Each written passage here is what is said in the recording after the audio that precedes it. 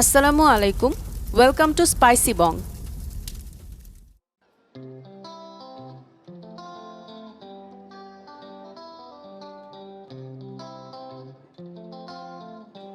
আমার আজকের রেসিপি কাঁচা কলার পাকোড়া।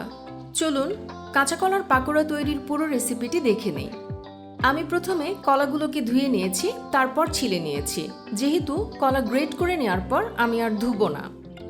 কলা ধুয়ে দু হাতে একটুখানি তেল মাখিয়ে নিয়ে তারপর গ্রেট করবেন, তাহলে আর কলার কষটা আপনার হাতে লাগবে না।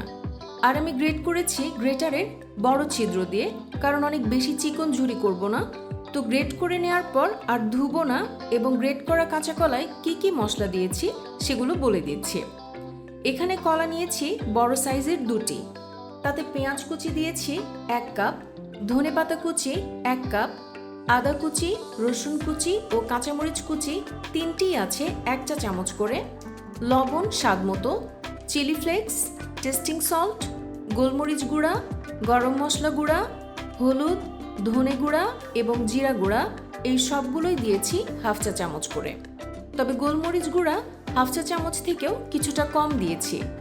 সব মশলা দেওয়া হয়ে গেলে আবারও হাতে একটুখানি তেল মাখিয়ে নিয়ে কলার সাথে সব মশলা মিশিয়ে ফেলবো। এবার এতে দিয়ে দিব 2 টেবিল চামচ চালের গুঁড়ি, 2 টেবিল চামচ বেসন এবং 1টি ডিম।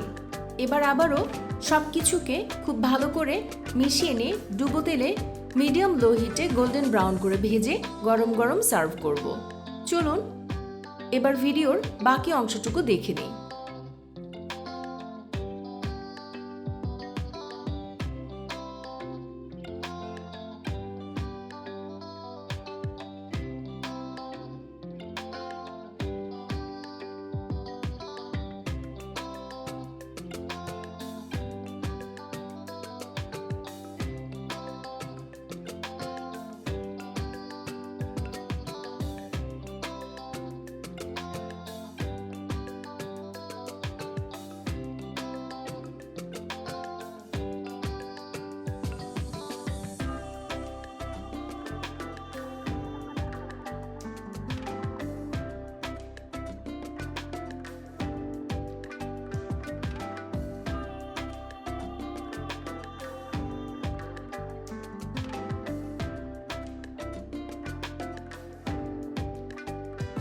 তো এই ছিল কাঁচা কলার পাকোড়ার রেসিপি।